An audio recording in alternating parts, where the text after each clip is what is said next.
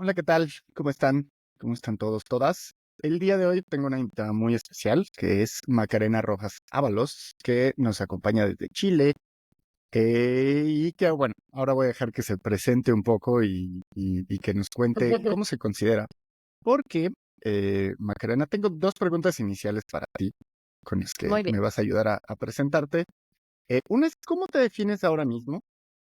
Porque, digo, sé que eres comunicadora científica, ese sería El paraguas. la caja en la que te pondría. Pero ¿qué más? ¿Eres periodista científica? ¿Cómo te defines a ti misma en este perfil profesional actualmente? ¿Qué tal, Daniel? Muchas gracias por la invitación, primero que todo. Esa es una muy buena pregunta, hasta yo me la hago. Depende. En Chile, al menos, el tema de... A ver, estudié biología, ¿vale? Estudié biología, ciencias Ujú, ujú. biológicas en la Católica, la Universidad Católica de Chile.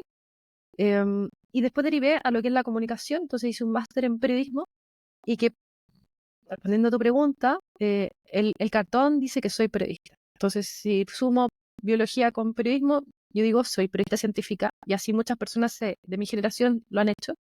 Pero creo que voy un poquito, no sé si más allá o no, pero me gusta mejor el comunicadora científica en este caso, porque abarca más allá del periodismo, ¿no? Trato de ser un puente neto entre el mundo científico y el mundo social. Entonces, en ese puente, comunicadora me va mejor que periodista científica. Esa definición que acabas de utilizar me gusta mucho, que se hace este puente entre la ciencia y lo social, ¿no? Y yo creo que esa es una de las labores fundamentales de las y los profesionales en comunicación. Y te preguntaba porque el tema de periodista, que es el mote que de pronto ponemos a las personas, creo que se queda un poco en el tema del medio de comunicación tradicional, ¿no? En el periódico, escribir o un reportaje en televisión.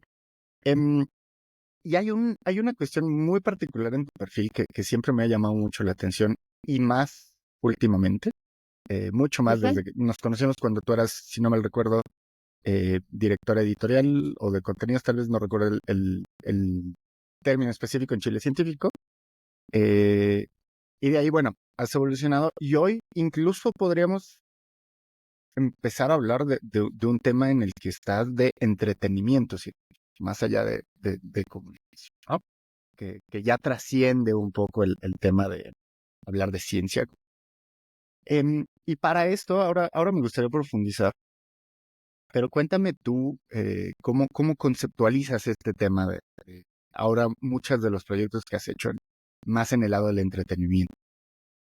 Sí, es interesante ese salto, jamás pensé que lo iba a dar, pero efectivamente hay dos programas de televisión, que por televisión, uno televisión abierta y la otra televisión por cable, que están dando vuelta, y justamente es cómo llevar la ciencia a la ciudadanía, uno a través de un perfil más juvenil y el otro para personas, un público más familiar, ¿no? Que puedes ver, Ujú. está orientado hacia las personas mayores, pero puedes ver Claro. pueden ver los papás con sus hijos, con sus abuelos, es bastante interesante. Y eso es quizás algo que nunca pensé que iba a pasar, ¿no? El entretenimiento, eh, muchas veces como en este mundillo científico se ve mal, pero si miramos las encuestas de percepción social de la ciencia y tecnología, si vemos también cuáles son los medios masivos de comunicación, está la televisión como el gran nicho o el, el principal consumo que tenemos Claro. de todo, ¿no? Y entonces, en ese entendido fue, bueno, ¿y por qué no? Me llegaron estas dos propuestas. Y siempre que sea con rigor, siempre que sea mostrar también distintas formas de que la ciencia sí es parte de nuestro cotidiano, es que acepté. No sé si Ujú, ujú. aceptaría cualquier cosa, pero también me tuve que yo desafiar y decir que nunca pensé que podía estar en esa posibilidad y decir, bueno, sí, es verdad, si quiero que la gente hable de cultura científica, de apropiación social de la ciencia, yo también tengo que estar en esa trinchera, Claro. finalmente. Oye, y hablando de este tema de que dices que te desafiaste o más aceptaste el desafío y te has estado desafiando a desarrollar nuevas habilidades, tú como persona, más allá de profesional, ¿te definirías como alguien extrovertida? introvertida, un poco de ambas, en el medio? Introvertido 100%. 100% introvertida. Y eso es lo que más me ha gustado de la exposición también. Ok. No soy para nada tímida, pero sí muy introvertida. No voy a estar hablando ni siendo el centro de mesa de ninguna fiesta de buenas a primeras, pero entonces, claro, estar ahí en la televisión y que también te digan después, me encanta tu programa o te vi en la tele, genera ahí una cosa media de vergüenza. Claro, y es también un poco de fama, ¿no? Y de popularidad. Esto que Fama no ahora me me gusta, imagino que pero enfrenta podría ser popularidad. Sí. popularidad. Y digo, te pregunto este tema de introvertido contra extrovertida, porque algo que he visto muy común y que creo que le genera mucha inquietud a las y los estudiantes actuales y jóvenes profesionales, eh, es esto de quiero comunicar la ciencia, pero me da un poco de pena hablar en público o ser un poquito más a lo mejor como divertida. Sí, ¿Tú qué le dirías para empezar a estas estudiantes? es que da mucho pudor. No, no hay que negarlo, porque da muchísimo pudor. La primera vez que uno se enfrenta a un escenario, que uno va en un conversatorio, sí genera pudor el que dirán, ¿no? Si Ujú. voy a decir algo que no reflexioné adecuadamente y quizás no era lo que yo quería decir, o se puede malentender, o hay que saltar la vida yo creo que es demasiado corta como para quedarse en el quizás yo podría ver, sino que hay que atreverse y después pedir perdón antes de permiso. Eso me encanta también. Y ahora cuéntame un poco, porque dentro de todo esto me imagino que te tocó hacer algunos castings tal vez, o algunas pruebas para la televisión, o directamente te invitaron y te dijeron, lánzate. ¿Y cómo fue tu primera experiencia cuando estuviste en el plato televisivo? Sí, fue un poco caótico, fue lánzate. Yo nunca había hecho nada y son proyectos que van saliendo. Sí, en algún, no sé, hay un programa que está en la señal de más cultural de Televisión Nacional de Chile, que es Nunca jamás hagas esto en casa. Básicamente es la copia de una franquicia, creo que es estadounidense, donde son dos sujetos, da la misma edad, pero en este caso son dos sujetos jóvenes, un hombre y una mujer, que desafían en el fondo la ciencia con lo cotidiano. Y ahí me pidieron mandar un video presentándome y Ok, quedé, ok. yo jamás pensé que lo iba a hacer. Así que fue como bueno, ¿y por qué no mando un video? ¿Qué puede pasar con eso? ¿Qué pasó? Que terminé saltando por una granja, haciendo cosas que yo habría dicho en otro momento cuando era más joven, qué estúpido, pero después, cuando lo empecé a sociabilizar, que dije que iba a hacer esto, todos lo encontraban tan genial que dije, bueno, esta es la oportunidad quizás de que todos empiecen a hablar de ciencia, porque eso es lo que falta muchas veces. Muchos de los programas de ciencia que habían en Chile hasta antes de la pandemia eran muy serios, ¿no? De los museos, de una cosa más tradicional, de cómo se ve la ciencia con el científico que tiene que estar en el laboratorio, el matemático tiene que estar con una pizarra, pero el Claro. desafío en la ciencia en lo cotidiano quizás era algo que no estaba muy en el imaginario chileno, siempre de programas estadounidenses, europeos, y cuando es más local también hay una apropiación de la gente de decir, yo también podría estar ahí. Por lo tanto, yo lo puedo intentar en casa, ¿no? Claro, y ese tema es súper, súper importante, que creo que hemos perdido mucho esta cultura televisiva y hacia allá me gustaría ir ahorita. Eh, Al final, quiero que regresemos a este punto de dónde estás ahora, pero antes voy a regresar un poquito en el tiempo contigo, porque tú y yo crecimos en los 90, eh, un poco antes probablemente de que muchas de las personas que nos están escuchando O hoy en bastante día también. naciera, ¿no? No me gusta pensar tanto en que los estudiantes hoy en día nacieron después del 2000. Sí. Me hacen sentir un poco mayor, pero no importa por ahora. Para quienes no hayan visto este programa, el nombre es No hagas esto en casa o no hagas esto nunca en casa, algo por el estilo, ¿no? Sí. Les voy a dejar la nota, en las notas del episodio, un capítulo en YouTube, para que lo revisen, porque es súper divertido y es algo que a ustedes que son tan jóvenes probablemente no les va a ver. Pero nosotros, en los 90s, crecimos Crecimos con una con. televisión que era diferente. En especial, digo, a mí en mis primeros años todavía no llegaba el cable a México. Ujú. Entonces, hasta los 9, 10 años empecé a tener Discovery Channel, National Geographic, que eran los canales de verdad de ciencia en ese momento. Sí. Eh, pero había un canal de la universidad que a la postre yo estudiaría, que es del Politécnico Nacional, que tenía un programa que se llama El Mundo de Vic. Eh, no sé si se transmitió por allá en el sur. Sí, por supuesto, Eh, un referente. yo lo amo y fue uno de los programas que yo calculo que debe haber influenciado a nuestra generación, al menos a la mitad de las personas que se acabaron dedicando a ciencia, porque era este concepto que decíamos al principio, ¿no? Ciencia y entretenimiento. Em, ¿Tú cómo ves ahora el panorama? Porque Chile me parece que es de los países de Latinoamérica que más está desarrollando este tema de ciencia para un público mucho más amplio, no nada más hablándole a los científicos.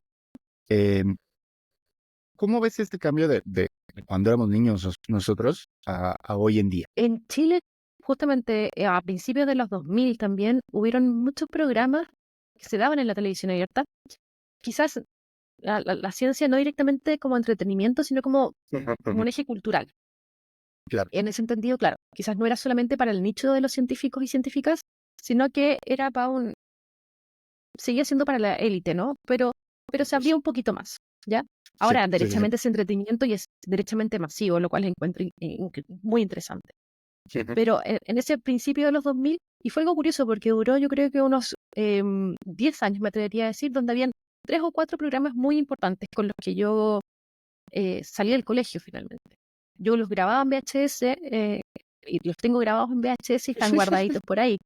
Estaba la cultura entretenida, teníamos los domingos de la cultura entretenida y claro, había unos programas que estaban empaquetados que los traían, pero también habían Ya. programas propios y era muy interesante.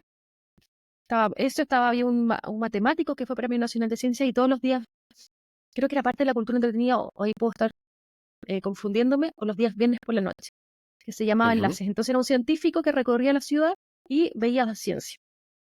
Y también había un programa de corte más de salud que se llamaba Vida 2000, que todo esto de los 2000, ¿no? Claro. Y que te mostraba en el fondo las principales enfermedades, no sé, cómo el avance científico ayuda a solucionar la vida de las personas a través de la ciencia, o sea, a través del corte de salud, ¿no? De las enfermedades principales y todo. Eso duró 10 años. Entonces tuvimos entre los finales de los 90 y los 2000, al principio de los 2000, este boom de la ciencia cultural que después muere y después la ciencia se volvió a cerrar. Se volvió a cerrar hacia solamente la academia y se volcó hacia la academia. Entonces la ciencia era consumida y generada para y por la academia y eso fue muy heavy. Y en la pandemia justamente pasó lo que tú dices, que fue la ciencia como entretenimiento ya y de corte más masivo. Y yo creo que fue justamente entender que la ciencia nos podía ayudar a salir de esta situación, que era la pandemia, que si en el fondo todos entendíamos no solamente el resultado de la ciencia, sino que además entendíamos cómo funcionaba y cómo se creaba la ciencia, podíamos Claro. salir de ahí. Y para eso tenemos que meter la ciencia en todas partes. Y eso es muy interesante. Y ahí yo creo que se produjo este otro cambio, incluso de mirada, de paradigma, es válido que la ciencia esté en el entretenimiento, eh, y salieron muchos programas de televisión, se abrió NTV, que es el canal cultural infantil, y ahora no, al principio era solamente infantil, y ahora es para todas las audiencias porque tiene distintas franjas de la Televisión Nacional de Chile. Y ahora todas las señales tienen un canal B, que no es de cable, sino que es abierto, Ya. y que es de corte más cultural. Todos tienen distintas, obviamente, enfoques, pero todos tienen ciencia en ellos, y eso es súper interesante. Ya. Eso está muy interesante y es justo lo que te decía, ¿no? Ahora, la última Bien. vez que fui a Chile el año pasado, prendí la televisión. rara vez uno ya en estos días ve televisión que no es streaming, Sí. pero empecé a ver los canales que había y me sorprendió. Sobre todo este canal NTV lo vi y me pareció muy interesante. Y bueno, cuéntame, ahora hay un par de temas que me gustaría revisar, pero cuéntame, ¿cómo eras tú de niña? Eh, ¿Te gustaba ver la ciencia en la tele? ¿Siempre fuiste como este perfil de pequeña científica que después termina estudiando una carrera? ¿O nada que ver? No, nada que ver, nada que ver. Yo vivía en el campo, así como tú, tampoco tenía cable, tampoco tenía, de hecho no tenía internet. Yo tuve internet, em, yo creo, sí, yo tuve internet en la universidad. Los primeros años de la universidad yo iba al pueblo y me conectaba en un ciber, guardaba todo en un documento y lo leía después en casa. Em, Los jóvenes entonces, ya jamás vivir sabrán en... lo que es ir al ciber. No, no, no, y eso que no tengas nada inmediato, yo no tenía celular, nada. Y eso que no Claro. soy tan antigua, ¿eh? Hay que Sí, no, no, decirlo. no, para nada, para nada.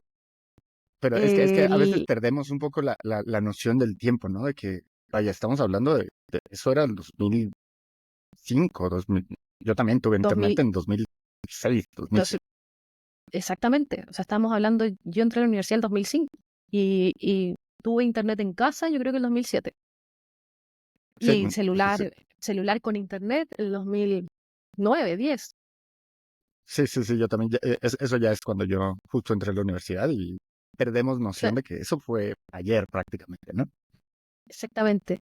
Y, y no era una nerd para nada, era muy deportista. Vengo de una familia deportista, vivíamos en el campo, por lo tanto, Ujú. quizás mi relación con la ciencia era esa, la naturaleza era Ya, parte de mi cotidiano. natural. Absolutamente. Entonces no, y de hecho cuando salí del colegio, sí, durante la media era muy, bueno, siempre fui muy buena lectora, de familia muy buena lectora, y quizás durante los últimos años del colegio sí tenía una predilección notoria hacia la biología. No sé, la que hay muchos del área pues, o del bio, pero quizás es muy antiguo la referencia que voy a hacer, pero el Vile, que es el libro más Libro de básico libro. de biología, ¿sí? Yo lo tuve, Sí, me lo sí. compré en segundo medio porque quería profundizar en ciertas Ujú, cosas que ujú. encontraba interesantes del colegio. Pero tampoco con ganas de estudiar biología. Yo, de hecho, estaba entre arquitectura, diseño, de repente circuló agronomía y después apareció biología porque me gustaba mucho estudiar biología. Y dije, bueno, ¿y por qué no estudio lo que más me gusta en la vida, que es la biología? No sé qué voy a hacer con eso, pero sí es lo que más me gusta. Después lo averiguarás. Y así fue, ¿eh? Este dato es muy, muy interesante también porque como a partir de un libro que pues aparentemente, a ver, no aparentemente, creo que es un libro que podríamos considerar de texto. Y a ese súmale Sí, tal vez otros 3, 4 referentes de los que veíamos en el colegio. Para mí fue el de Curtis, hoy, muy similar. Y a, sí, a mí me encantaba ese libro. De hecho, hoy en día es de mis principales tesoros. No lo tengo en mis libreros porque está un poquito ya, de tanto que lo usé, sexual. sí, ya está, no, no, pues sí está desactualizado, pero ya está un poquito maltratado. Entonces está medio inestable ya la pasta, entonces lo tengo muy guardado. Pero era muy lindo verlo. Sí. Y creo que también esto tiene que ver con el tema de la comunicación, ¿no? Visualmente, esos libros eran muy lindos. Y a mí también me gustaba darles una ojeada a la fecha. Por ahí sigo consultando un par de lecciones. Entonces, bueno, decides estudiar biología por ahí. En algún momento, no recuerdo en qué entrevista, algo se me quedó muy grabado, que tú estabas entre biología y diseño, me parece, Sí, o arquitectura tal vez, en también, biología y sí. diseño. ¿Crees que ese otro gusto que tenías haya sido un indicador de que al final te ibas a dedicar a la comunicación? No, para nada, para nada. Quizás, quizás ver un poquito más amplio, pero sí yo creo que la ciencia tiene mucho de lo estético. Y es justamente lo que apunta también, lo que apuntaba yo con diseño y arquitectura. Me gusta mucho el tema estético, me gusta, hay una cosa espacial que tiene que también ver diseño, arquitectura, y que se ve 100% en ciencias, sobre todo en Sí, sí, sí. biología, tienes que tener una visión espacial y también un nivel de abstracción muy alto para poder Correcto. pensar en todos los procesos, ¿no es cierto?, que uno se estudia y que después tiene que empezar a conectar cosas para poder hipotetizar. Y en ese sentido yo creo que eran distintos, pero había un componente estético muy importante. Y claro, quizás esa cosa estética también me ayudó a dar el salto hacia la comunicación más fácil. Sí, estoy identificando ahí patrones. En este podcast he estado entrevistando como a gente que está en bloques, ¿no? Ujú. Y ahora con las personas que están hacia el lado de la comunicación, he estado viendo que siempre, además de la biología, tuvieron otro gusto. Entonces, por eso era mi pregunta, ¿no? Hay quienes es letras, hay quienes es directamente comunicación, hay quienes siempre se interesaron o que su otra opción era directamente periodismo. Pero bueno, esa parte estética creo que puede que tenga ahí algo que ver. Sí. Pero al final decides biología. Cuando tú empiezas la carrera, ¿te mudas a Santiago o ya habías estudiado el colegio en Santiago? No, viajaba, no vivía en Santiago, pero vivía a 2 horas, entonces todavía era muy accesible. Ya. A veces me quedaba en casas de familiares, a veces de amigos, otras veces viajaba. Lo que sí era un patrón y era una regla, era que los días viernes yo no me movía de mi casa hasta el lunes en la mañana. Podía descansar Sí, sí, y sí, sí, disfrutar sí, del sí. campo. A mí me gusta Ujú, mucho, sí. mucho el campo. Y era un poco agotador y eso también forjó, bueno, como soy introvertida, forjó mucho el, el, y también me gusta mucho estudiar. Entonces tenías el Alberts, ¿no? El Leninger y el Alberts son las cabezas de biología y yo Lindos libros. en aquella época que no habían tablets, uno se los imprimía, ¿no? Entonces yo me imprimía por capítulos. Y para no andar porque son libros muy gordos Sí, claro, gigantes. y muy pesados, yo me los imprimía por capítulos y siempre iba con ellos a todas partes. Entonces yo seguía la maca del colegio con su libro, eh, el Vile, ahora era la maca del colegio con los capítulos del Alberts y el Leninger, hacia todas Más especializado. más especializadas, Ya. pero la misma idea. Qué interesante, qué interesante. Y digo, es un estilo de vida que a lo mejor pocos comprenden, sobre todo los que han crecido todo el tiempo en las ciudades, Sí. que a lo mejor les es un poco más complicado ver por qué haces este viaje. Pero bueno, al final hace sentido, ¿no? Y bueno, estás ya en la carrera, biología. Después te empiezas a interesar eh, en neurobiología, ¿cierto? ¿Cómo, cómo, ¿Cómo es tu recorrido durante la carrera? ¿Cómo empiezas a identificar esta pasión dentro de las neurociencias? Principalmente por los profesores. Yo creo que en una facultad donde en ese momento, hoy no, quizás también eso fue una de las razones por las que no seguí en la carrera científica y académica en Chile, es porque principalmente todos eran hombres, la verdad. Todos los referentes con los que tenía clases, con los que estudiaba, eran hombres. Pero había un profesor en particular que además era Premio Nacional de Ciencias, que era el jefe de departamento, el jefe del laboratorio más importante de Está bien, neurobiología, bien. que realmente es un capo.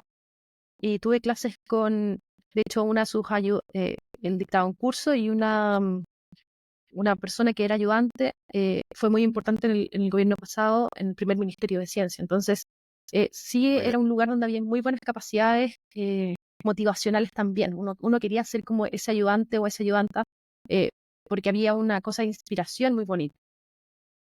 Y, mm, y sí, yo entré, quizás yo nunca tuve alma ecóloga, eso puede ser clave, y por descarte derivé en neurobiología. Ahora, podría haber sido microbiología, podría haber sido evolución, sí, pero las neuronas y quizás el cerebro, por ese profesor en particular y por quizás el ecosistema de ese curso en específico, que fue muy motivante y me llevó a estudiar ahí el cerebro y quedarme en el cerebro. ¿Y en este recorrido en algún momento pensaste o tu plan era ser investigadora maestría, doctorado, 10 postdoctorados y seguir Absolutamente. la vía de la academia?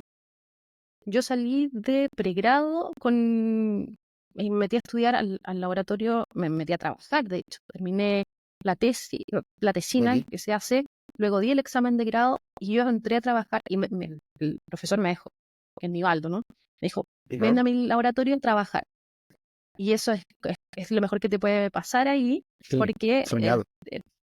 claro, estás en el mejor laboratorio de la universidad, que es además la mejor universidad de Chile, con las mejores máquinas, donde venía gente de otras partes a ocupar las microcentrífugas, tenían una capacidad de formación muy importante y estaba todo ahí. O sea, tú después de eso, más o menos la media era que uno terminaba el pregrado, trabajaba 1 año y medio, 2 años, publicabas, era muy importante el tema de sacar al menos una publicación, Bien. y luego el profesor te decía, ya estamos listos y tú puedes empezar ahora, yo te voy a sponsorear para entrar al doctorado. Ese fue mi caso, saqué un paper, fui a congresos y me dijo, bueno, ahora estamos listos, y ahí yo dije, no, yo aquí me salgo, ahí quedó la caga, literal. Ese punto es, yo digo que uno de los puntos de inflexión para muchas personas, ¿no? Porque he Sí. visto en esta inquietud en la gente de, estoy a punto de entrar a un máster o terminando el máster y viene esta gran decisión de, ¿sigo al doctorado o empiezo otra vida? ¿Cuáles fueron los factores que te dan, con los que tomaste esta decisión? No voy al doctorado, sigo esta otra. El machismo de la academia, como te decía, todos los referentes eran hombres. Y en ese momento uno no se lo cuestionaba. Estamos hablando de antes entre el 2005, que entré a la universidad, y el 2010, que uno sale. El tema de la mujer en la ciencia no era tema. Claro. Todos los profesores eran hombres, habían 1 o 2 mujeres que no eran jefas de departamento, que tenían laboratorios pequeños, y eso era la academia en Chile. Y me atrevo a decir que en gran parte de Latinoamérica. Entonces, el tema del género no era importante, pero si después, estando trabajando, el laboratorio era mixto en realidad, no era como además de hombres, de mujeres, era bastante mixto, pero todos los puestos de poder eran ocupados por hombres. Yo decía, ¿qué posibilidad voy a tener Claro. si dejo mi vida en esto? ¿Qué posibilidad voy a poder tener de crecer? Quizás nunca voy a ser la eterna. Había mujeres que eran eternas postdoc, ¿no? 3, 4 postdoctorados, porque no había cupo en la academia. No es fácil llenar cupos en la academia. Ahora había habido un recambio generacional más o menos importante, pero yo no lo veía cercano. Entonces tenemos eso por un lado, y por otro lado, que 2 factores importantes. La vida ahí también era muy competitiva. Y esa competencia a mí personalmente no me llenaba. Era ir todos los días, llegar muy temprano para ocupar la microcentrífuga, porque además uno cuando parte, para hacer ciencia, el único secreto es la práctica, el entrenamiento. Y eso es correr un gel 1000 veces, en este caso, no sé, había que sacar proteínas 1000 veces para que te saliera bien. Esa es la única regla o el único consejo que uno le puede dar: entrenar, practicar, practicar. Y ir de lunes a sábado, y a veces incluso también el domingo, de 7 de la mañana a 7 de la tarde. De repente hacíamos carrete mientras trabajábamos, porque también éramos jóvenes, pero había que hacer el gel igual. Al principio es entretenido, pero ya después uno dice, ¿quiero eso para el resto de mi vida? Quizás no. Entonces ahí también te empieza a sonar, te empieza a hacer mucho ruido esto. Y el tercer factor era que yo tenía muy poca capacidad de comunicarme. O sea, como una persona muy introvertida, eh, n- no me, además, poco centro de mesa, me costaba mucho, y no tenía las habilidades, francamente, para poder contar al resto de las personas lo que yo hacía en el laboratorio. Entonces pasas gran parte de tu vida en un laboratorio, pero tú no le puedes contar a la gente lo que haces. Yo siempre digo, la analogía es como cuando te estás muy enamorado y no puedes contar que estás enamorado, es lo peor que te puede pasar en el mundo, ¿no? Eh, entonces, estás haciendo lo que más te gusta en tu vida, pero no te lo puedes contar porque no tienes las herramientas, porque empiezas a hablar muy Claro. técnico, porque empiezas a no dar contexto, porque a nadie finalmente le importa lo que vas a decir. Entonces, tú dices, ¿y para qué hago esto, no? Y Oh, ahí qué horror. fue el clic. Muy bien, muy bien. Ahora, voy a empezar a hacer un diccionario latinoamericano. Ya lo llevo ¿Ya? avanzado. pero para quienes nos escuchen que no sean de Chile, carrete significa fiesta. Perfecto, sí, sí. Yo, Perdón, yo, yo hablo, perdón. hablo, hablo, hablo chileno avanzado. Igual, ahí díganos en los comentarios si hay alguna palabra mía también. Yo de pronto hablo muy mexicano. Bueno, volviendo al tema. Estos tres factores me parecen bien interesantes y es importante darse cuenta, ¿no? Em, y en este último punto, creo que por ahí viene tu motivación entonces a irte hacia el lado de la acción, ¿no? Una cosa bien común entre nuestra audiencia es, y de hecho es una broma en el gremio, ¿no? Que nuestros papás, nuestros abuelos no entienden nunca o pocas veces que estudiamos. Y a mí siempre me decían, ay, si tú estudiabas bio algo, ¿no? Bioquímica o algo. Ya te lo he dicho 14 veces. Mm. Eh, O tú vas a ser y es profesor de complicado, ¿no? colegio. No, no, Eh, de colegio no. o que te ven como el científico genérico, ¿no? Que sabes Claro. absolutamente de toda la ciencia. Entonces, en este tema de no poder comunicarte y no poder darte a entender lo que hacías, ¿cómo empiezas a interesarte en la comunicación de la ciencia? En ese momento tampoco había mucha comunicación de la ciencia en Chile. Existían los medios tradicionales con lo que es el periodismo científico, estaban estos referentes de programas de televisión con los que crecí, pero ya habían muerto. Entonces, no estábamos hablando del apogeo justamente de la comunicación de la ciencia. Y en conversaciones con quizás las personas que más te conocen en esos momentos son los compañeros del colegio. Una compañera me dijo, ¿por qué no cruzas? Porque en Chile, la Universidad Católica, en Chile, la Facultad de Ciencias Biológicas está en el mismo campus que periodismo, está medicina, periodismo, derecho y ciencias biológicas. Qué interesante Uno combinación. siempre, sí, nosotros siempre fuimos el bicho raro de la facultad, pero y, y- y fui a mirar y sin tanto prejuicio quizás a las comunicaciones y me di cuenta que claro, que ahí había una oportunidad, pero tampoco surgió como quizás yo voy a ser la gran periodista, no sé, que no lo veía claro porque no existía una, una plaza, no existía el nicho, Referentes. entonces tampoco había muchos referentes, entonces era como, bueno, probemos, existe este máster, el máster en prensa escrita, veamos cómo nos va, eso me va a resolver al menos la frustración personal de poder hablar sobre lo que, por lo pronto, lo que hacía, no dejé la ciencia, y dos, poder hablar en cristiano sobre qué mierda es la ciencia y cómo interesar. Después veré qué hago profesionalmente, pero al menos todavía está muy en lo vocacional, ¿no? ¿Cómo voy a desenvolverme más allá de dónde voy a trabajar? Y en este tema, cuando entras al máster, ¿qué tanto fue el shock? Porque me imagino Muy que desde el día uno te empezaste a convertir en esta traductora, ¿no? ¿Cómo fue horrible. tu experiencia en esos primeros días? Lo pasé pésimo. Yo creo que era la única científica, habían muchos periodistas, habían abogados, había mucha gente de lengua hispánica, de, de la literatura en general. Entonces no hablaban mi idioma, hasta la vestimenta, ¿no? Que es algo más...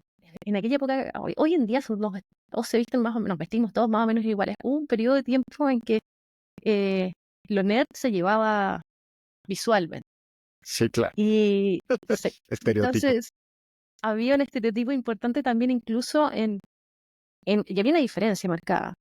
Ella es distinta. Y lo pasé muy mal.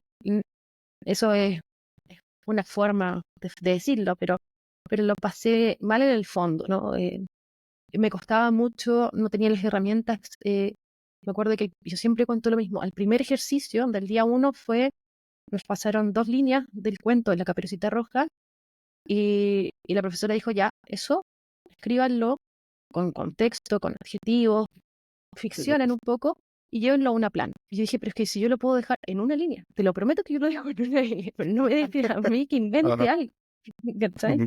Y eso fue súper difícil. Y así eran muchas cosas. Empezar de nuevo a recuperar todo lo que uno había aprendido en el colegio y que había perdido en la universidad. la universidad te lees muchos papers, lees mucho en inglés, aprendes una forma de escribir que es muy científica, que quita mucho el adjetivo, incluso sacas a veces los artículos, adverbios, para qué decir, y es empezar a incorporar todo eso, a hacer un lenguaje. Yo dejé de leer, yo era muy lectora, yo dejé de leer en la universidad porque lo único que leía era papers y libros de ciencia. Sí, claro. Y Es no lo es único que tiene cerebro al final. exactamente, el resto daba lo mismo. Y empezar a mirar distinto, ¿no? Empezar a ver en la literatura oportunidades para incorporar mundos que te van a ayudar justamente a hablar de ciencia con otras personas. Y eso fue muy bonito, pero me costó mucho, mucho, mucho. Lo pasé mal en muchas ocasiones. Y en este proceso, ¿cómo te mantuviste en el programa? ¿Llegaste a dudar si estabas haciendo lo correcto? ¿Llegaste a pensar, ok, a lo mejor no es lo mío, mejor me salgo, no pasa nada si no termino? ¿Qué fue lo que te mantuvo hasta el final? O sea, yo siempre dije, en el peor de los casos, yo vuelvo al laboratorio. Así, Sí. yo creo que ese es como Plan B. el único consuelo que, claro, el único consuelo que tenía mi madre es que cualquier cosa yo volvía al lado. Otra cosa importante fue que el máster, bueno, los másteres son caros y me becaron. Si no, no habría podido entrar.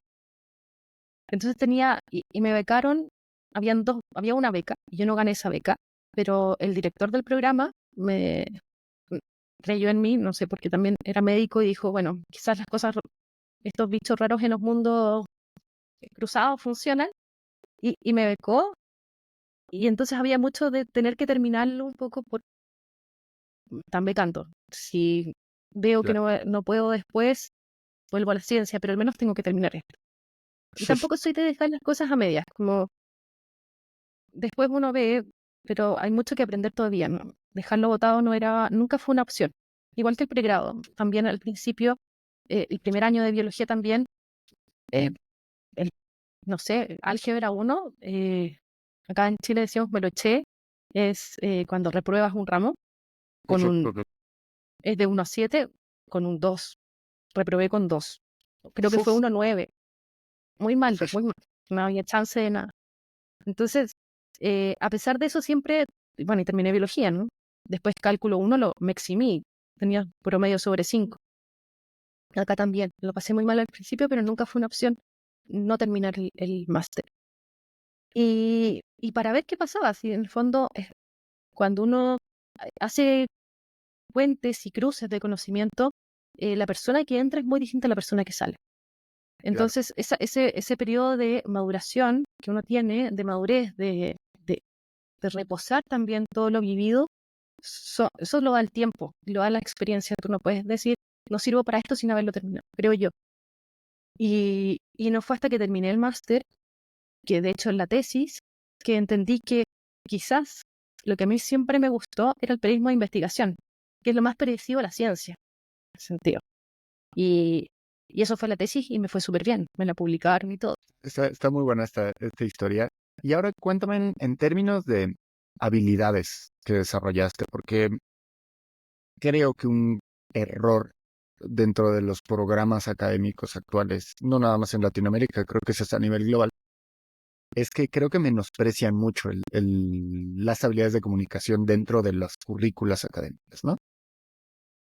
¿Cuáles fueron esas habilidades que tú desarrollas en el máster que hoy son cruciales o que consideras cruciales para tu labor hoy como profesional en la comunicación? Aprender a tomar el pulso de repente de esa audiencia. Uno cuando está metido en la ciencia, cree que todos hablan como uno, que todos se interesan por los temas de uno y que todos saben lo de uno. Y saber tomar el pulso de que existen estas audiencias que son distintas y que tienes que empezar a entender cómo son para poder antes, para poder después llegar y hablar, quizás es lo más importante. Entonces uno empieza como a salir a la calle. Yo creo que lo que más aprendí era la importancia de tener calle, de salir, de conversar, de escuchar, de mirar, ¿no? Y ahí empezar a entender la cultura en la que uno se inserta. Y eso también se puede hacer a través del cine, también se puede hacer a través de la literatura. No solamente el literal de salir a la calle, pero es justamente lo que no hacemos en ciencia. En ciencia no leemos literatura o no se fomenta. No hay mucho tiempo para ver tantas películas y no hay mucho tiempo para salir a la calle y mirar cómo son las personas, cómo somos como sociedad. Y eso es justamente lo que sí aprendí en el máster, que es muy poco académico, pero es cómo funciona un poco la vida, ¿no? Y luego, bueno, te enseñan a escribir, el tema del rigor del reporteo, que es muy similar al rigor científico, no me costó por lo mismo. Eso de situar y buscar todas las fuentes, todas las perspectivas, Claro. todas las miradas para poder tener un foco y en el fondo cuando uno va a reportear lo que hace es entregar y disponer al público de todas las miradas para que se forme la opinión, porque tú no puedes decir esta es la verdad, porque la verdad es subjetiva también. Y eso también es bonito. Esta parte me parece muy relevante para quienes están o quieren construir una carrera. Al final, creo que ambos nos gustan entonces los deportes. Eh, Cuando tú te estás especializando y eres un deportista a nivel olímpico, vamos a decir, ¿no? Un atleta olímpico, tienes que hacer una súper especialidad en tu disciplina. Llámese tiro con arco, llámese taekwondo, llámese atletismo. Pero muchas veces, aún en este nivel de especialización, las atletas hacen entrenamientos cruzados de otras disciplinas para estimular, fortalecer tanto músculos que no desarrollan en sus entrenamientos normales, como también a nivel mental, ¿no? Y creo que eso es algo que falta un poco en la formación científica. Nos especializamos tanto que olvidamos cómo escribir. Vaya, la escritura de papers es terriblemente árida, hostil para la lectura. Había veces que veía un paper y decía, es que esta persona no quiere que yo entienda, o sea, qué complicado es. No es en inglés. Por ahí tendríamos que tener cursos tal vez de escritura creativa, al menos una lección, ¿no? De cine, Absolutamente. de teatro. Hay un colectivo que se llama Divulgaciencia, que me encantaba platicar con ellos en la pandemia, porque vienen de una formación de teatro, ¿no? Sí, sí. Eh, Los mexicanos, sí, sí, ustedes sí, tienen Divulgaciencia México. sí, sí, Fabuloso. Yo aprendí un montón de ellos. absolutamente. Y bueno, creo que eso ha cambiado un poco. En Chile, al menos, por ejemplo, yo creo que en los últimos 8 o 9 años. Desde el 2019, por ejemplo, y esto es, claro, iniciativa de una persona, pero Sí, así ¿no? se han replicado, ¿no? Tengo mi curso en pregrado, lo ofrezco desde la Facultad de Comunicaciones hacia todas las facultades de ciencia. Se deja fuera a la gente de comunicaciones. Y el resultado es bastante bueno. O sea, ya son 6 años, 2 Ujú, veces al ujú. semestre, o sea, 2 veces al año, uno cada semestre. Entonces, son varias generaciones también de científicos que Claro. justamente uno juega con ellos, ¿no? Hablas de la corporalidad, de la importancia de la oralidad, Ujú. de cómo poder improvisar sobre algo y decirles justamente, o sea, dejen de hablar entre ustedes, por favor, y desafíense, por ejemplo, a hablar y partiendo por ahí, o sea, un matemático con un biólogo, que en lo normal incluso eso no ocurre, porque son científicos, pero incluso ese nivel de especialidad que tú dices les impide poder hablar personas de ciencia, ¿no? Poder y hacer interdisciplina y de ahí. Totalmente, totalmente. Y ahorita que estás mencionando esto, vino a mi mente un tema que también ha dado un poco de vueltas, ¿no? Muchas veces, o he visto a algunos científicos que están interesados, no son profesionales de la comunicación de la ciencia, pero muchas veces se refieren a hablar al hablar de divulgación como vamos a educar a la Mm, gente, ¿no? O divulgación un poco desde este sentido de la raíz etimológica, que era más como hacia el vulgo, ¿no? Hacia el sí, pueblo común. ¿Tú cómo ves esa dicotomía? ¿Es educar, comunicar es forzosamente educar a una población que tal vez no tiene el mismo background científico? ¿Cómo cambiamos esa perspectiva? ese es un enfoque bien paternalista, ¿no? Sí, De que tenemos los científicos que son aquellas personas que vienen de Torres de Marfil y que tienen que educar al resto de la población que no sabe de nada. Siendo sí, que todos podemos estar o en la cima de algo o bien en el barro de algo. Entonces hay que tratar de ahí de cambiar ese switch porque es bastante nefasto. Sí. Yo básicamente creo que no hay ningún problema de hecho me encanta, que cada vez haya más científicos que hagan divulgación, que en el fondo lo que hay que hacer es que no se suba el humo a la cabeza, pero es que den sus conocimientos casi como una responsabilidad ética, porque lo que ellos saben corresponde a su finalmente son una élite, pero son una élite intelectual, no estamos hablando de una élite de dinero. Y que Correcto. ese poder que tienen, que pertenecer a una élite intelectual te da poder, tiene esa responsabilidad social de poder acercar la Eso. ciencia. Así como ellos sabrán mucho de A, hay otros muchos que sabemos mucho de B y de Z.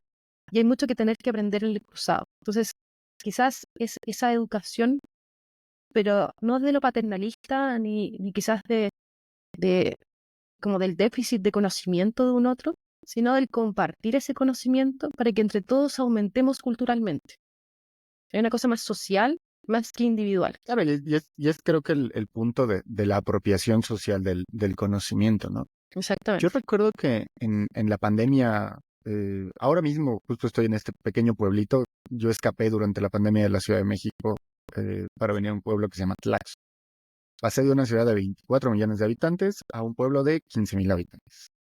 Oh, el cambio. Eh, Brutal, ¿no? Y justo en los primeros días, aquí muy cerca, como a 15 minutos en carretera, hubo un caso, no sé por qué razón, pero en aquel momento muchas cosas no hacían sentido, pero iba un camión sanitizando y rociando, sanitizando. Y la gente creyó que estaban rociando el virus, ¿no? Y Mira, entonces yo platicaba con unas personas de una pequeña fonda, que es aquí, como le llamamos, un restaurante pequeñito casero, ujú, y con las que estaban cocinando, y les estaba explicando, ¿no? Un poquito tratando de comunicar, también desde mi responsabilidad como la persona que tiene un poco más de entendimiento, tampoco es que yo haya sido un experto. Eh, y hubo algo que me encantó que me dijeron, que fue como, lo que queremos es entender, o sea, no estamos cerrados a mm, entender, pero llega gente y nos trata como idiotas o como ignorantes cuando no es eso, sino es que hay que entablar una conversación. No quiero que me eduques, sí, quiero que entiendas que tengo miedo y que, bueno, hay muchas cosas que cuesta un poco más de trabajo entender, ¿no? Entonces me hizo mucho sentido ahorita con lo que decías de esta perspectiva paternalista que de pronto tenemos. absolutamente. Establecer diálogos, finalmente, Sí, cuando no. entendemos que no es educar y tirar el título encima, que es como muchas veces se hace, es uno empieza a ponerse un poco en los zapatos de la otra persona. Y cuando actuamos como dictadores, muy poco se resuelve. Claro. Empiezan las incertidumbres, empiezan también las desconfianzas, y es todo lo que, por ejemplo, en pandemia no necesitábamos. Lo que necesitábamos era echar las confianzas, y para eso no necesitábamos saber que la vacuna nos iba a sacar de acá. Necesitamos entender cómo funcionaba Sí. el método que nos iba a sacar de acá. Por lo tanto, si funcionaba así, yo sí me tenía que guardar, yo sí me tenía que lavar las manos y después me tenía que vacunar, pero no tenía que esperar a que la vacuna me salvara. Tenía que, si yo entendía cómo funcionaba este virus, yo iba a tomar todas las medidas, porque yo también confiaba en que si lo hacemos en colectivo, íbamos a poder salir. Ujú. Y al final salimos. Bien o mal, desgraciadamente perdimos a Sí, muchas personas que sí, no tendrían que haber fallecido a causa de esto, pero bueno, creo que de lo bueno es que hubo un cambio. Em, y bueno, regresando al tema ahora, volvemos a hablar de cultura científica, pero terminas en el máster y luego ¿hacia dónde vas? Eh, que una cosa es terminar un posgrado y otra es construir una carrera profesional. ¿Qué sigue después en tu carrera? bueno, no tenía dónde trabajar. Literalmente no Había que tenía dónde trabajar. inventarse, me imagino, el trabajo. Sí, bueno, volví a la Facultad de Ujú. Ciencias Biológicas, mi casa, mi alma mater, y les dije, ¿qué puedo ayudar? Trabajé en algunos centros de investigación que estaban asociados, que eran parte de esta gran facultad, pero claro, era... en Chile pasa eso que mucha de la comunicación científica que se hace son relaciones públicas, ¿no? Ok. Eh, que es justamente lo que uno no quiere. Uno no quiere educar e imponer. Este es el conocimiento que tienes que saber, porque yo lo digo, porque yo digo que es importante, tú lo tienes que saber, Fácil, sino sí. que es mostrar, ¿no? Entonces duré muy poco en eso y luego encontré unas revistas del gobierno, de unas plataformas digitales, cuando lo digital todavía no era boom boom, Sí, y sí. empecé a escribir ahí. Y lo que me gustó mucho, que empecé a hacer perfiles de científicos y científicos. Entonces los entrevistaba y después escribía. Y eso me empezó a gustar porque empecé a conocer historias de vida. Yo soy quizás media copuchenta y empecé a saber, a conocer historias de superación, historias de esfuerzo, historias de repente se me hizo fácil, pero ahora estoy en una encrucijada porque no sé hacer otras cosas porque todo me ha salido fácil. Y eso fue muy bonito. Y ahí estuve un rato y decidí irme fuera porque, bueno, estaba emparejada y mi pareja se quería ir, pero también porque no avanzaba la cosa. Y Ya, quizás si me iba por fuera, uno personalmente iba a crecer, cuando estás en otro país y en otro idioma se te abre el mundo, aprendes muchísimo, iba a claro. seguir haciendo las entrevistas y después eventualmente iba a volver. Y efectivamente, y bueno, estudié también, hice un posgrado en gestión que me ayudó a hacer mucha gestión científica a mi vuelta, a mi regreso. Y cuando volví, efectivamente Chile también había cambiado en eso. Había crecido y fortalecido muchísimo ese ecosistema y me permitió hacer mucho más, y ya de hecho no quería hacer nunca más en mi vida, relaciones públicas a los científicos, Ujú. y me permitió crecer más en lo que me gusta, ¿no? Que empezar ahí a emprender con este Chile científico, empezar a trabajar con el gobierno en los proyectos asociativos que trabajaban con las comunidades escolares de bajos recursos.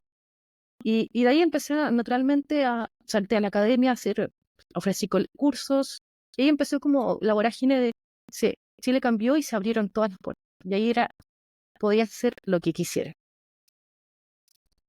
Y dentro de esto, hacer lo que quisieras, a mí la verdad es que admiro mucho que de verdad has hecho muchísimas cosas. Y esta entrevista en particular, para quien no conozca tanto aún a Macarena, eh, ha sido complicada de estructurar el hilo conductor porque de verdad has El hecho, guión. sí, muchísimo.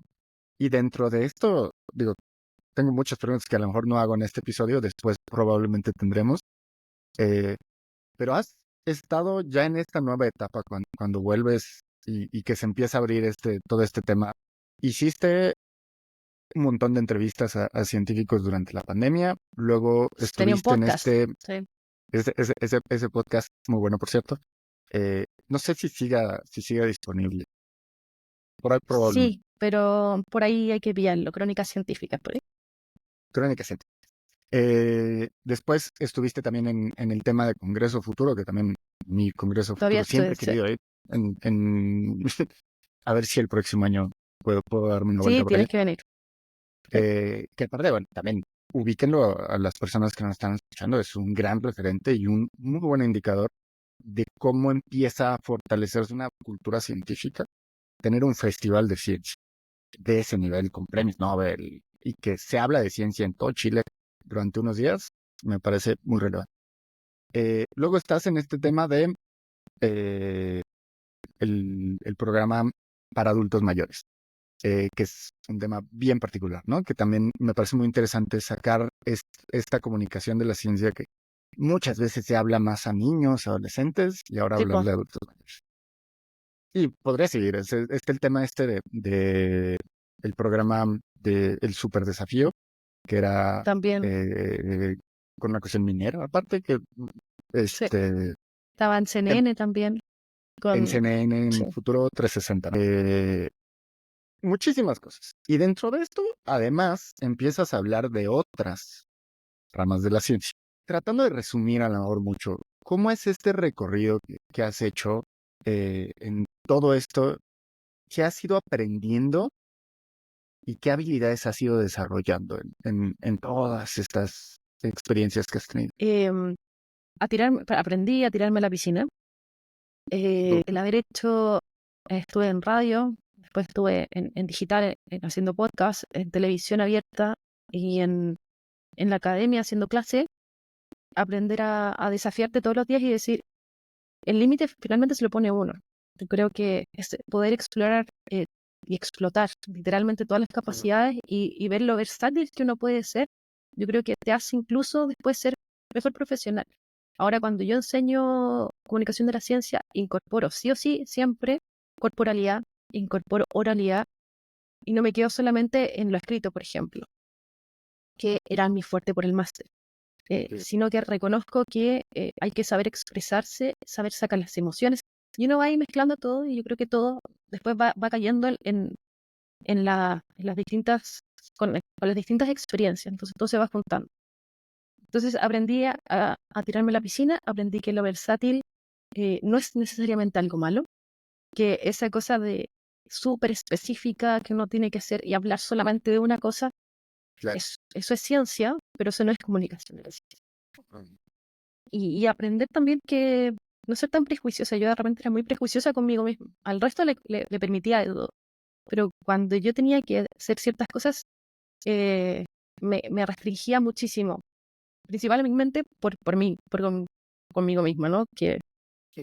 Entonces también hay que aprender a darse licencias y decir, esto si no lo va a hacer alguien más.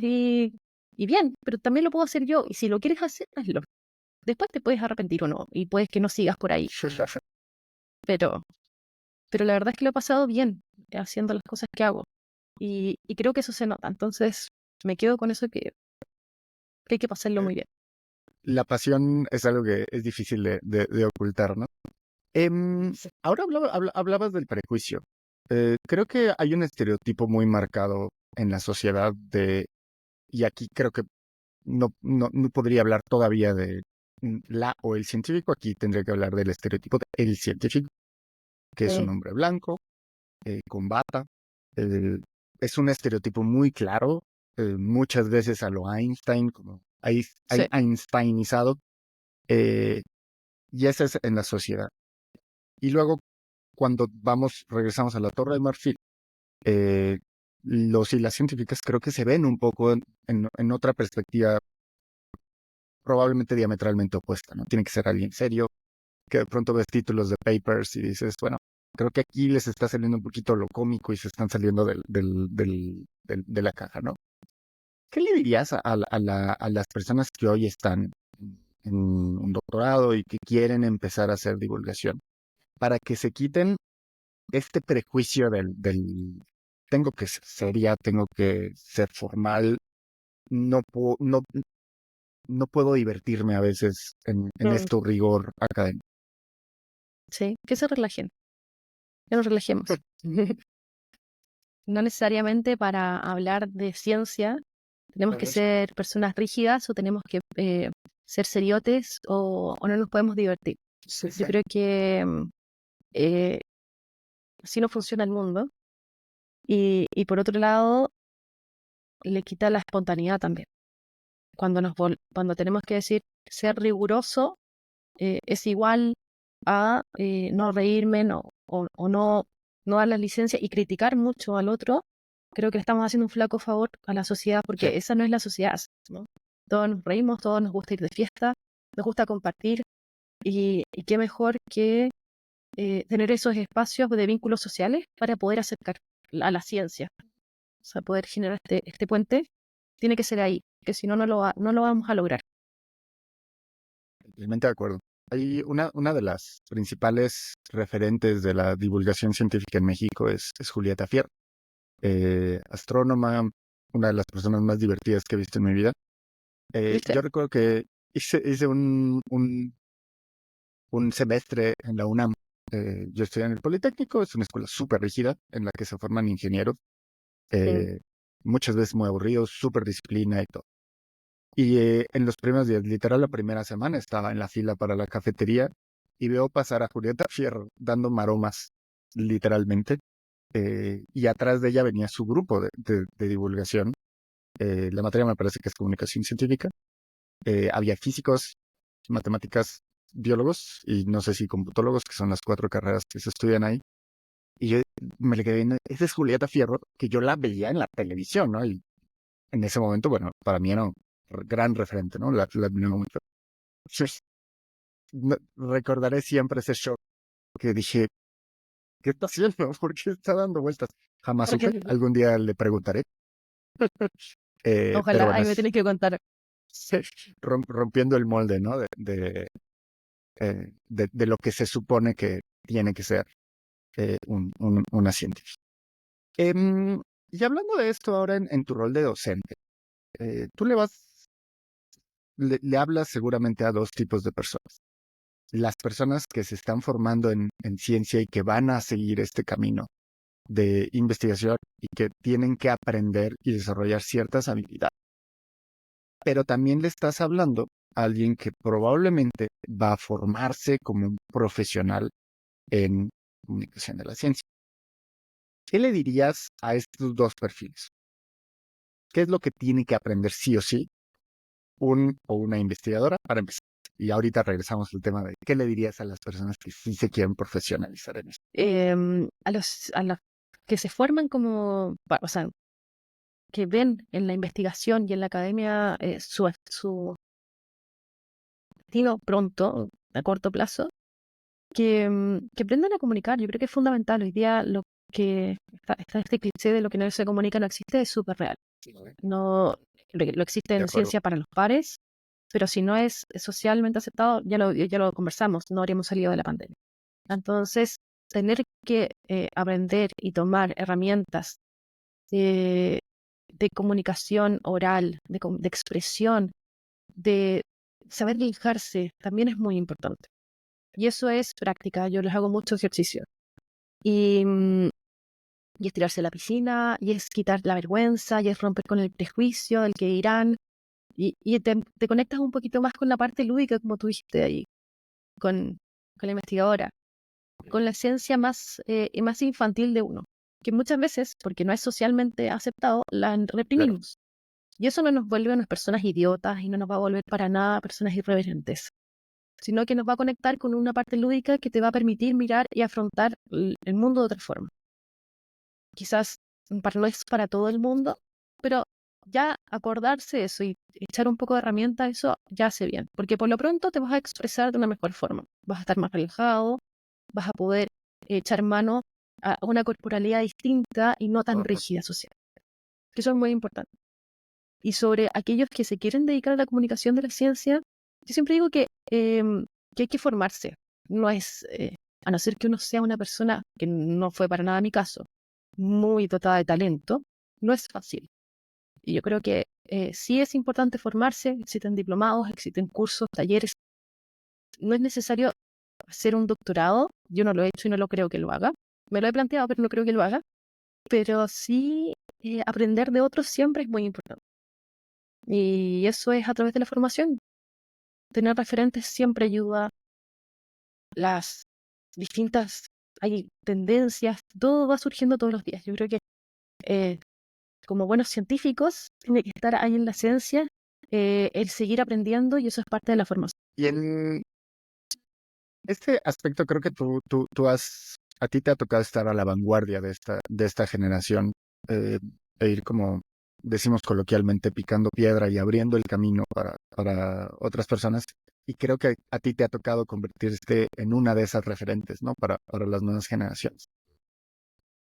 ¿Qué le dices a la gente que hoy tiene miedo de enfrentarse a lo que tal vez tú enfrentaste hace unos 10 años, que era, terminas, quieres dedicarte a la comunicación, hay trabajo, no hay trabajo, para que se animen a irse a esta área? Primero, que hoy día sí es más fácil.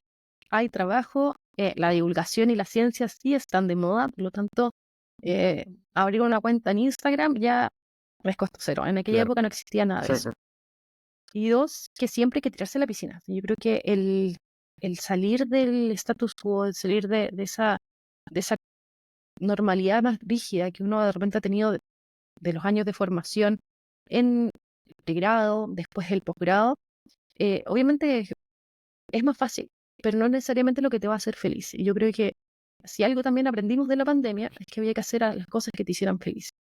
Y eso implica a veces romper con lo establecido, y que no es fácil, pero que sí es más reconfortante. Y ahí es cuando la pasión sale, y cuando uno hace las cosas con pasión, siempre se van a encontrar las fórmulas, y por eso también es importante la asociatividad. Así como la ciencia, la divulgación, la comunicación de la ciencia funciona en cuanto tú tienes personas a las que puedes echar mano. Y así vas armando proyectos, y así van saliendo ideas, y así vas socializando los miedos y las oportunidades. Sí. Me encanta, me encanta. Y bueno, un par de preguntas más para ir cerrando, que digo, podríamos seguir platicando. Yo tengo como 15 preguntas más, pero ya serán para otra ocasión. Eh, Vamos a regresar al tema de extrovertida e introvertida. ¿Cómo has aprendido tú a ser este personaje que vemos en la televisión, en YouTube, en grabaciones? Pregunté esto al principio porque en algún momento te vi en acción en alguno de los eventos que tuvimos en el Biotech. eh, y no eras una persona particularmente extrovertida, pero que sí sabía hacer networking y que sí sabía moverse en el escenario y que tenías una serie de habilidades muy diferentes al perfil tradicional. ¿Cómo le hacen? ¿Y es necesario ser extrovertido para triunfar No, en esta comunicación de la ciencia? yo no soy extrovertida, y no sé si he triunfado, pero sí lo he pasado muy bien. Yo creo que va muy, muy de la mano de lo que conversábamos recién. Cuando te atreves, te relajas y y finalmente decides actuar en pleno con tus capacidades, y te atreves, ¿no? Y rompes con los estereotipos. eh, Se rompe eso de extrovertido e introvertido. Y no eres extrovertido y no eres introvertido. Y puedes navegar ahí.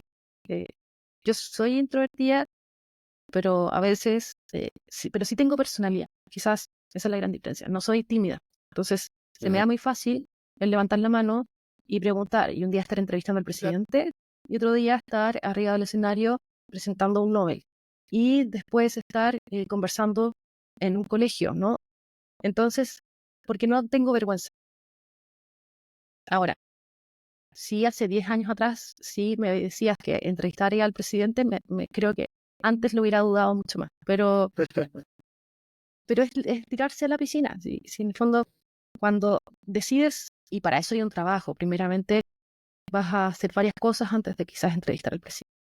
Pero cuando decides hacer una vía de comunicación de la ciencia, te va a tocar y desafiarte día a día, y lo peor que uno puede hacer es decir, no puedo, no soy capaz. Quizás no lo vas a hacer tan bien, pero sí después lo vas a hacer muy bien. Y porque la ciencia y la comunicación es práctica, práctica, práctica. Nada más. Y Y que nadie diga son lo habilidades contrario. que desarrollas. Absolutamente. O sea, no vas a hacer... Bueno, hay personas que quizás sí, pero el 99% de las personas no. Y eso es práctica. Desarrollar y entrenar como un deportista. Habrá un 1, 2, 3% tal vez de gente que nació con esa estrella, eh, los Usain Bolt, Michael Phelps del mundo, eh, Pero también pero son los carreras demás más podemos, cortas. ¿no? Sí, Sí, claro. absolutamente. Em, Sí. me encanta este mensaje, que aparte es un muy buen mensaje para todas las personas que quieran empezar en este mundo y que tal vez sientan hoy en día que no tienen las habilidades, que pueden desarrollarlas, ¿no?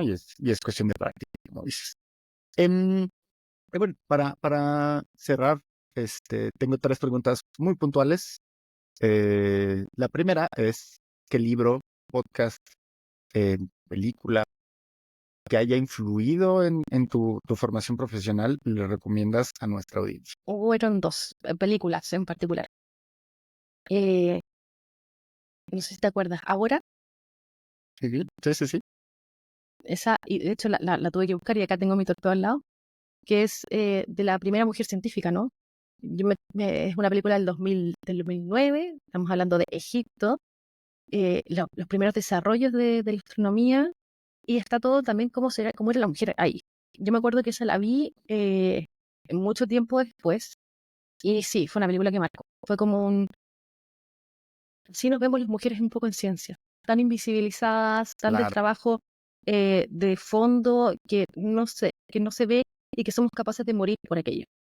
Eh, y la otra película, que ya fue cuando la vi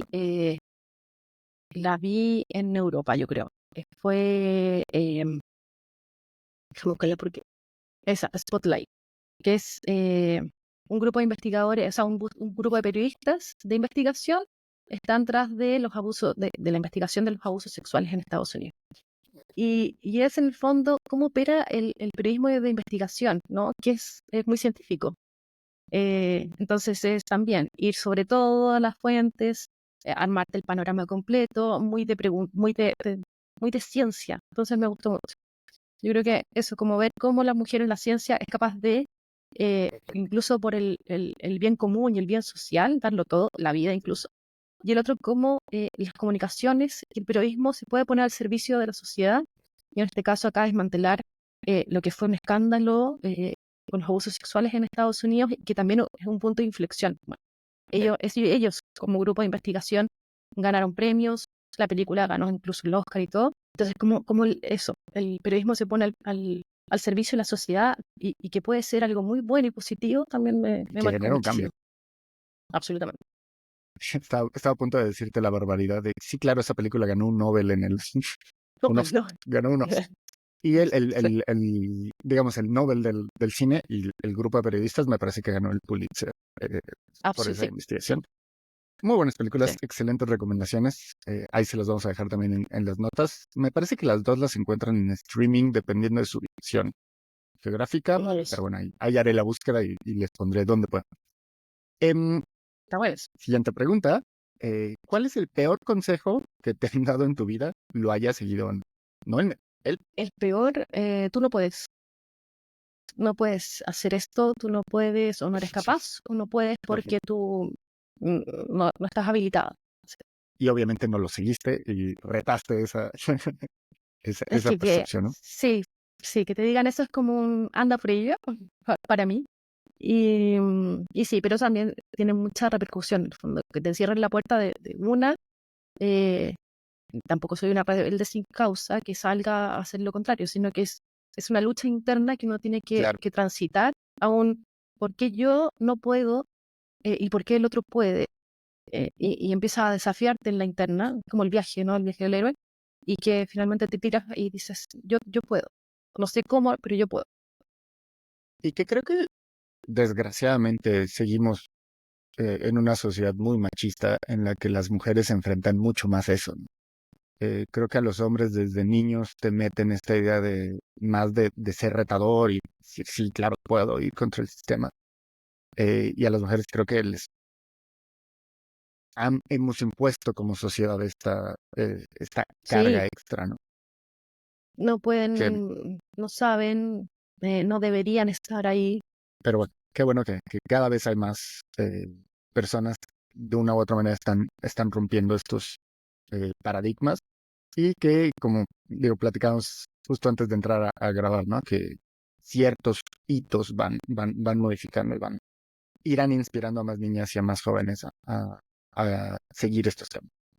Em, y bueno, mi última pregunta, que me parece fascinante, la propuso Mónica Rodríguez de nuestra comunidad, y es, imagina que hoy alguien llega y te da una máquina del tiempo, pero esa máquina del tiempo te permite solamente viajar durante 15 minutos y regresas al punto donde empiezas. Puedes regresar al pasado, a darte un consejo a ti misma en algún momento de tu vida. Puedes regresar al pasado a hacerle una pregunta a una de estas grandes mentes, a Hipatia, a Marie Curie, a Einstein, si quieres. O puedes ir al futuro a ver durante 15 minutos en una ventana qué está pasando. ¿Cómo sería Ay, qué difícil, esa máquina de tiempo? qué difícil. Quizás el futuro no iría porque eh, definiría mi presente y eso podría, no, creo que quizás el pasado sí, pero claro, tendría que elegir entre ir sobre grandes mentes y pedirles algo em, o, o de darme un consejo. quizás sería más egoísta y me daría un consejo. Está bien, Sí, muy bien. Probablemente yo creo que es lo que haríamos el ok. 80% de la gente. A lo Sí, mejor ¿no ni es siquiera un cierto? consejo, Sí. solo darnos un abrazo cuando éramos niños y decir todo va a estar bien. Pues, Sí, es que justamente eso, como todo, porque también, o sea, también cuando chica lo pasé mal, porque también era muy claro. insegura, eh, y tenía todo este rollo, algo que no conversamos, yo tengo déficit atencional, y hasta cuarto medio yo pensé que profundamente que era una persona media tonta, porque tenía esta cosa media disléxica de que se me iban los puntitos de no sé qué, entonces quizás como meterme más confianza y decirme todo va a estar bien, confía. Eh, Quizás habría quitado unos años de terapia ahí, por ahí. Fíjate que es curioso que menciones que tienes déficit de atención. En la siguiente oportunidad me gustaría profundizar, yo también. Eh, para sorpresa de nadie, creo que es gran parte del perfil. Y yo calculo que de las personas que vamos a ir entrevistando en este podcast, tal vez la mitad seamos neurodivergentes. Eh, Sí. y creo que un mensaje que podríamos darle tal vez a personas que tengan esto es que justo es el tipo de personas que pueden y deberían explorar vías poco convencionales, ¿no? Eh, Sí. al final me Y que imagino que te pasa. absolutamente, que quizás por eso que terminamos haciendo cosas que no son el camino lineal, ¿no? Porque no podemos hacer caminos lineales. Y una vez que entiendes que el camino lineal no va o no es parte y no pasa nada con eso, Ujú. sí Sí, eres, creo que cuesta mucho, que, que eso es un trabajo interno muy difícil en el sentido. Porque socialmente no eres la regla. Y cuando no eres la regla, y cuando eres la sí. nota que se escucha mal, y que todo el mundo te ve, que suena mal, y todo se altera. Siempre me pregunté yo, ¿cómo sería si pudiera enfocarme en una sola cosa? Eh, Oh. Pero un cerebro después, neurotípico. ahora lo miro y digo, pero qué aburrido. Sí. Mira, o sea, la verdad es que está bien, ¿no? Pero creo que es un buen mensaje para las personas que tienen estas condiciones. Para nada es una enfermedad, ni una No, discapacidad, como por ahí lo no, dicen, no, no. pero creo que es bueno que tengan herramientas para que vean también de no te frustres, a lo mejor el doctorado, pues precisamente por eso no es así, ¿no? Y habrá otras vías. Pero bueno, después podremos explorar esa vía porque también podríamos hablar por horas de ese tema. Y bueno, con esto llegamos al final. Cuéntanos ahora mismo en qué estás, dónde te podemos encontrar. Me platicabas que eras recién mamá, entonces cuéntanos qué estás, qué sigue para ti. Bueno, estoy haciendo mucha docencia por lo mismo. Acabo de volver del postnatal. Entonces estoy haciendo clases en pregrado, en doctorado, en diplomado. ¿Y qué se viene por ahora? Sí, algunas cositas en radio y televisión, pero yo creo que será para primer semestre del próximo año. Entonces toman más tiempo, pero por ahora seguiré en clases y armando mucho taller de comunicación de la ciencia, porque la formación me gusta mucho, me mueve mucho ver estas mentes cuando se desafían y cuando de verdad lo intentan y salen otras personas. Para mí eso es lo más bonito. Y yo de verdad le voy a recomendar a todas las personas que estén interesadas en aprender o en dedicarse incluso profesionalmente a esto, a que vean todo el contenido que tienes disponible en redes. No sé si lo tengas como en alguna especie de portafolio, No, eh, pero bueno, nunca he hecho basta con eso. googlearte y ver un montón de episodios de YouTube. En Spotify también hay contenido disponible.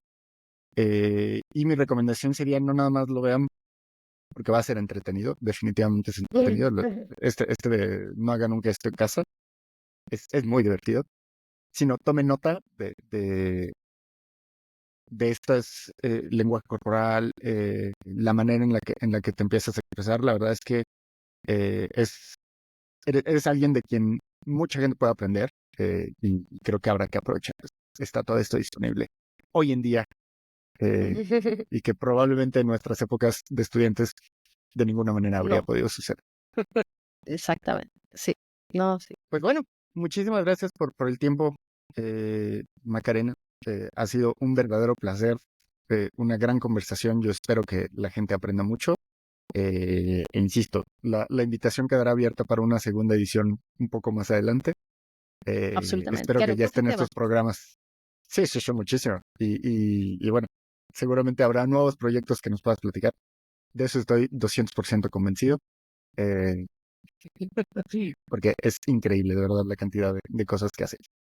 Y bueno, con esto cerramos. Les invito a revisar las redes sociales, a dejarnos un comentario. Te estaré haciendo llegar las preguntas, comentarios que nos haga la audiencia. Buenísimo, Eh, buenísimo. y bueno, Sí, no. esto ha sido Y yo también quería agradecer a ti, Daniel, por la invitación, pero también a agradecer a toda la comunidad del Biotech, que siempre ha sido muy amorosa en el sentido de la emoción, conmigo, muy acogedores.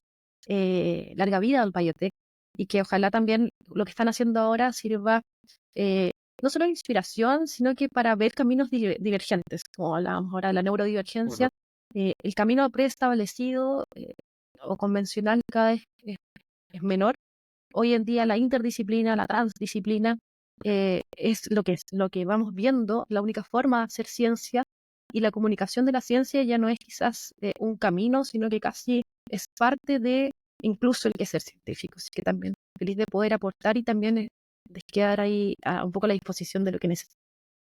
Muchísimas gracias. Ha sido parte muy importante en este recorrido y ahora en esta nueva etapa. Muchas gracias. Esto ha sido el podcast de la biología. Nos vemos en el siguiente episodio. Chao, chao.